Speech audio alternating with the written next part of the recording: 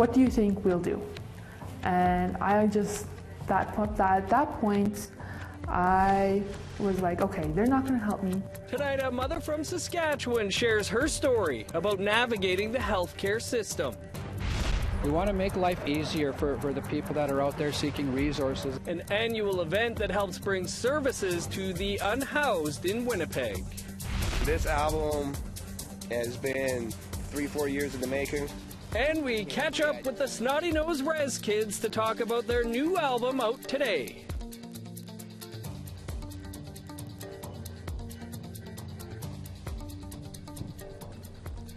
Good evening, I'm Dennis Ward. Welcome to APTN National News. New Brunswick RCMP have released a new statement regarding the fatal incident in Elsipogtog First Nation. Last Sunday, RCMP shot and killed 34-year-old Stephen Iggy Didum after police responded to a call regarding a man in mental distress with a weapon.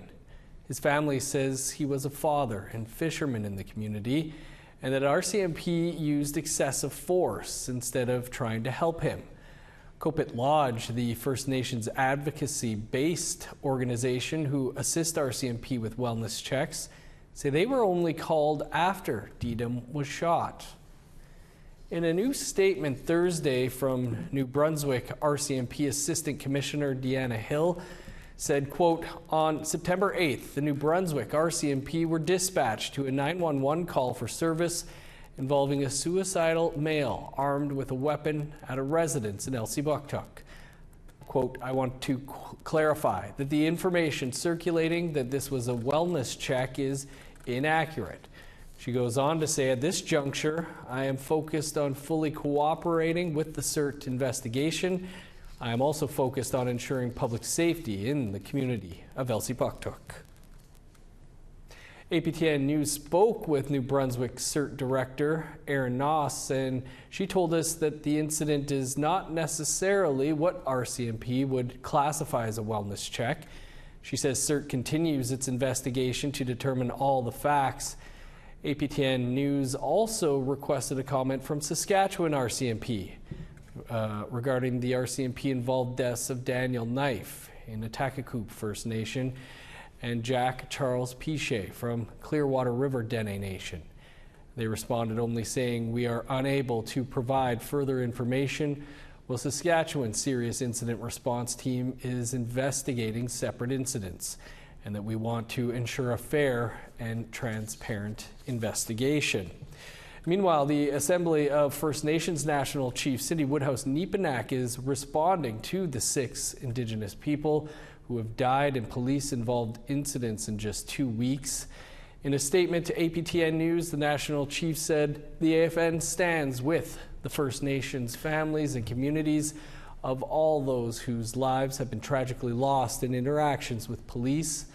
Time and again, we have witnessed the consequences of law enforcement's failure to employ de-escalation techniques and culturally informed practices. These most recent deaths continue to demonstrate the systemic issues nationwide, and we demand police accountability and thorough, independent investigation of each and every incident. Well, we'd like to hear what you have to say about these 6 deaths. Here's how you can continue the conversation. If you want to weigh in or share a story with us, you can send us an email to news@aptn.ca. You can read and watch our stories by heading over to our website. That's aptnnews.ca. You can also find us online on your favorite social media sites, including TikTok, YouTube, LinkedIn, and X. Follow APTN News to join the conversation and see our latest stories. Well, being in the hospital with a young child is stressful for any parent, but for one Saskatchewan mom, it's everyday life. Video journalist Rachel May spoke with Crimson Standing Ready about the challenges of navigating the hospital system as an Indigenous mother. He just never seemed sick, never had a fever. He seemed fine, and he's always a very happy baby. Like, doesn't ever fuss or cry. Now 3 months old, Crimson Standing Ready's son Atlas has spent most of his life in the hospital. He needs a feeding tube because of excess mucus at birth, making breathing and eating difficult. He's since fought blood infections and lung problems. In early July, the family got to go back home to Fort Qu'Appelle. At the end of the month, Crimson noticed her son's breathing sounded off and took him to Regina General Hospital. Sent us home, and then I remember specifically when I was speaking to the emergency doctor at Regina General, he asked me a question, and he asked me, "What do you think we'll do?" And I just, at that point, I was like, okay, they're not going to help me. After being sent home, Crimson trusted her instincts. She drove her son 2.5 hours north to the Jim Pattison Children's Hospital in Saskatoon. There, the doctors told her Atlas had pneumonia. I always think, like, what if we just never came to the Children's Hospital and we actually just listened to the emergency doctor, thinking he was fine? Because it just kept saying he has acid reflux, it's acid reflux. And like, okay, well, but why is he coughing? Like, why is he still choking on his feeds when he has a feeding tube in? The family is still at the Children's Hospital, but Crimson feels they have better support now. They also have like First Nations health educators. And she actually just came to see me yesterday or 2 days before that, or 2 days before. And she said that I was telling her about what was going on and like what Regina, when they turned us away. And she was like, you know, we have like health educators at Regina as well. And they help you, they're there to help you advocate for your child. For their part, the Saskatchewan Health Authority, which oversees all hospitals in the province, did not address the contrasting levels of care for Atlas. In an emailed statement to APTN, the SHAs said they, quote, strive to create an inclusive culture grounded in our values of safety, accountability, respect, collaboration, and compassion based on a philosophy of patient and family-centered care. The SHA's primary concern is always patient safety and care by ensuring patient needs are met to the best of our ability. Rachel May, APTN National News, Saskatoon. A gathering to elect a new president of the Métis National Council has been postponed. The election was set to take place in Saskatoon on September 26th. The postponement comes on the heels of the passing of a resolution by Métis Nation Saskatchewan calling for the Métis Nation of Ontario to be removed from MNC immediately. President Cassidy Caron, the first elected woman to hold the office, announced in May that she would not be seeking re-election. At the time, Caron said she was early in her pregnancy but wanted to make the announcement to ensure an orderly transition at MNC. A spokesperson for MNC confirms the annual General Assembly and election has been postponed and a new date will be determined by the Board of Governors. One of the members of the Board of Governors, Métis Nation Saskatchewan President Glenn McCallum, recently brought forward a resolution to the MNS Provincial Council calling for the immediate removal of the Métis Nation of Ontario over ongoing concerns with the MNO's membership registry.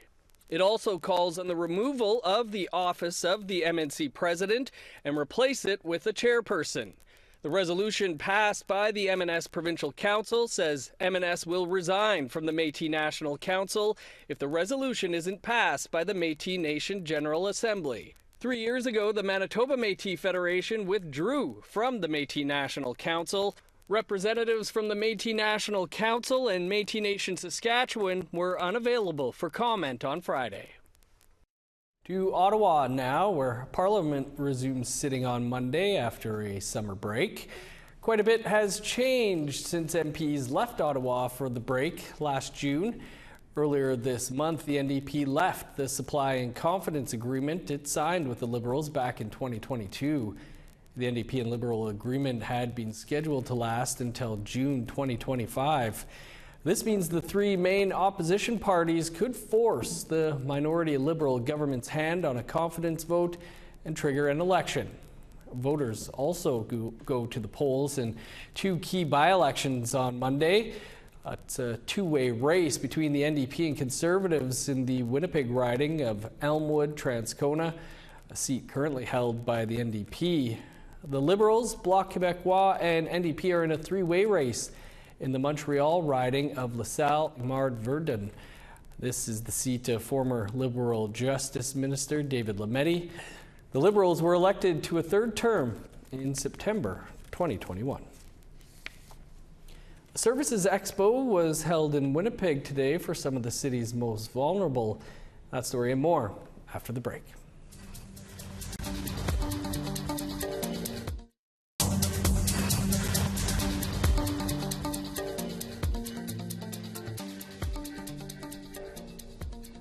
Welcome back. From health cards to haircuts, the Gize-Wetaskiwin Service Expo is bringing dozens of services to Winnipeggers in need, all in one place. Here's reporter Sierra Bettens with that story. We have people that are supporting us with mental health, housing. Manitoba Public Insurance is here doing photo identification for folks. Mental health supports. We have bike mechanics. We have hot dogs for 1,000 people. It's the third edition of the Gize-Wetaskiwin Service Expo, organized by End Homelessness Winnipeg. The annual event brings over 70 service providers together under one roof. We want to make life easier for the people that are out there seeking resources and bringing resources in a centralized place so that they don't have to navigate the streets of Winnipeg or downtown Winnipeg. They can come to one place. Finding a safe space to stay is just one barrier people experiencing homelessness face. It can be needing an eye exam. On the second floor, optometrists are offering free vision tests and glasses. We know that vision affects learning, development, job opportunities. You know, it really can be a barrier that can prohibit or sort of inhibit someone from being able to, get to that next level of success. It can be obtaining ID, getting a fresh cut, or leaving a message to book an appointment. A service Connect to Voicemail provides for free. What we provide is a phone number with a unique extension for each person that they can use as their phone number. They can give it to their employers, their landlords, their doctors, whoever. 68.2% of people surveyed for End Homelessness Winnipeg's 2022 street census were Indigenous, a stat that jumps to nearly 9 in 10 of those who sleep unsheltered or outdoors. The Dinawamak, our relatives' place, where the expo is hosted, is an Indigenous-led 24/7 shelter. Executive Director Frank Parks says there is a consistent demand for space. We hit capacity every day of 200 folks. So that's so essentially, we're trying to respond to the needs as we see them. So, and we continue to grow and evolve as our homeless community evolves in the city. For End Homelessness Winnipeg CEO Jason Whitford, that means meeting the community's diverse needs. It's connecting to the right resources where they have expertise of working with the population that you might be most comfortable with. Sort of a person that might be identify as two-spirited, that might identify with a resource that specializes in supports for people that have faced barriers in that area. While the expo runs once a year, the 211 phone line is available 24/7. Managed by United Way Winnipeg, it connects callers to a variety of services across the city. So you call us and your Kukum needs help finding medical attention or services, you can call 211 and we'll find those resources within the area. Also too, with you see somebody on the street having a hard time, call 211. With hundreds of smiles and helping hands throughout the grounds, Gize-Wetaskiwin lives up to its Anishinaabe name, working with love, kindness, and generosity for others. Sierra Bettens, APTN National News, Winnipeg. What a great event that is. Well, there's also a new space for youth in Winnipeg's inner city that's offering boxing classes modeled after the 7 sacred teachings. It's an extension of the Spirit Horse initiative, which provides programming for at-risk youth. Here again is Sierra Bettens, who takes you on a tour of their new facility. A vibrant mural representing the 7 sacred teachings welcomes visitors into the Spirit Horse Initiative's new space. In the boxing gym, Henry McKay brings those teachings to life. Every week we try to go through like a different sacred teaching, and those teachings are kind of like a guideline for people to, you know, try and live a good life, a good balanced life, a grounded life. So it's very important to teach those teachings to our youth. This week, that teaching is honesty, represented by the Sabe. Boxing is a very hard kind of sport to do sometimes. So knowing your boundaries and kind of your limits is being honest to who you are, and then setting those boundaries. But then also wanting to kind of push them to kind of better yourself. Matt Davidson founded the Spirit Horse Initiative to help at-risk youth get on a better path. He uses an action therapy model to engage them in activities and connect them to their community. With the help of the city's Building Safer Communities grant and generous donations, the space is now home to a music production studio and a boxing gym. Every day we plug away at it and try to make it turn into something beautiful. So we have had artists come in here already and youth to record and learn the programs. So yeah, it's been a lot of fun. In Winnipeg, youth crime has seen a notable increase over the past few years. According to the Winnipeg Police Service's 2023 statistical report, youth crime rose by 23.1% over 2022 and 14.3% over 5 years. Davidson believes offering youth guidance and programming is essential to reducing those numbers. They haven't been jaded. You know, once you've been jaded by life, it makes it incredibly difficult to transcend and heal past a lot of those things. To hone in on the youth, to hopefully make sure that they don't have to experience the things that some of us have experienced. That is where my passion and energy needs to be. Mixing physical activity with teachings, youth in the boxing program learn that movement is medicine. Mental, emotional, spiritual, and physical, and how everything's all connected, right? And so this is where they can work on their kind of physical and emotional self here, and then that just betters everything else. The Spirit Horse Initiative space is open to all interested youth. As time progresses, McKay says they hope to offer drop-in programming. Sierra Bettens, APTN National News, Winnipeg. A new Snotty Nose Rez Kids album dropped today. We'll speak with the boys after the break.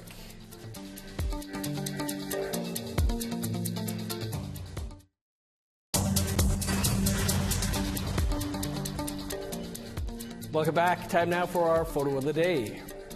And if we had a photo of the year, this would be a contender.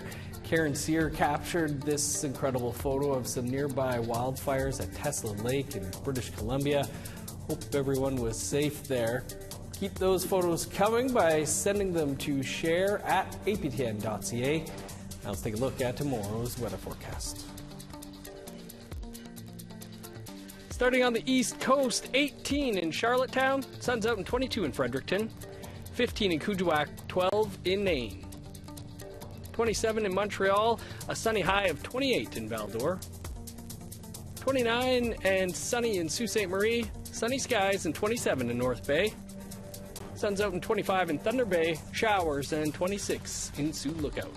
In northern Manitoba, rain and 23 in God's Lake, 20 with showers in Norway House. 25 in Winnipeg and Brandon, 24 in Dauphin. 23 in Regina, 22 in Saskatoon. Showers and 20 for Meadow Lake and La Ronge. In northern Alberta, 19 with rain and high level. Showers and 18 in Fort Chipewyan. Rain and 14 in Edmonton, 19 in Lethbridge. Rain and 18 in Vancouver, 17 with showers in Victoria. 14 and rain in Prince George. Rain and 15 in Smithers. 12 with showers in Old Crow, 13 in Whitehorse. 17 in Yellowknife, rain, and 15 in Norman Wells. 0 in Sax Harbor, 7 in Pulatuck. 10 with showers in Chesterfield, 9 and rain in Whale Cove. 0 with snow in Resolute, plus 4 in Arctic Bay.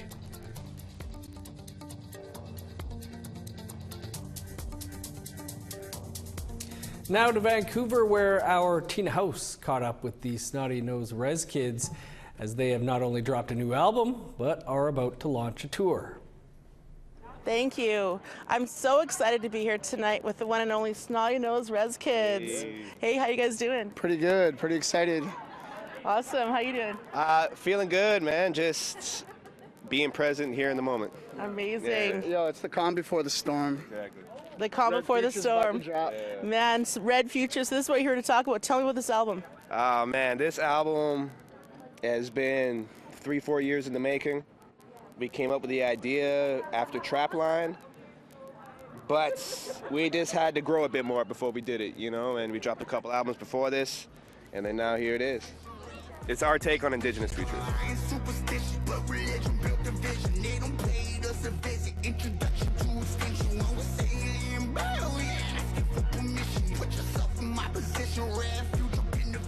I love it. And you guys are now global superstars. I mean, everybody knows who you are, and they're about to know who you are once you launch this tour here. Tell me more about that. The tour starts, I think we're kicking it off at the Malcolm Bowl here in Vancouver. This is home for us, the home of the Coast Salish people, and we've been out here for about 10 years. Yeah, so this will be our biggest show here in Vancouver, and that's on September 21st, and it goes until our last date in Toronto. In Toronto, it's like December 6th. December 6th? December 6th in Toronto at the Opera House. We'll be on the road like all of fall and cutting into winter. Amazing, amazing. Yeah. When you guys sat down and envisioned your future, did you ever imagine you'd be signed by Sony? Here you are about to launch this tour and about to kick butt everywhere you go. Oh, absolutely. We felt like we did all that we could independently, and we felt that to get to the level that we want to get to, we were going to need some label help, and you know, Sony was just the perfect fit. Amazing, amazing. Yeah, they understood the vision, and not once did they try to change us and who we are. They wanted us to be us, and that's all we wanted. Super cool. Advice for some people out there, some young ones that are looking up to you boys. What do you want to say about that? It depends on what you're doing, but I think one piece of advice that I can always say is stay true to yourself. You know, don't let any outside influence like tell you what you should be or who you should be or how you should walk, how you should dress, how you should talk, none of that. Like for me, I've always been able to express myself in a way like this, and it didn't matter what anybody said. I stayed true to myself. I knew my vision was pure, and all I could say to any Indigenous youth coming up after us or behind us, just stay true to you. Amazing, wise words. Thank you so much. Back to you in the studio, and congratulations, boys. Thank you. Let's go. Red Future, baby. Let's go. Great stuff. I've got the album all queued up for my drive home. Can't wait to hear it. And I won't have to wait long, as that is all the time we have for your APTN National News for this Friday. For news anytime, though, you can visit our website, aptnnews.ca. Special thanks to the crew who knocked out 14 shows this week. Good for them. I'm Dennis Ward. Marcy Miigwech, thanks for being with us. Stick around for Nouvelle Nationale. That's up next. Have a great night.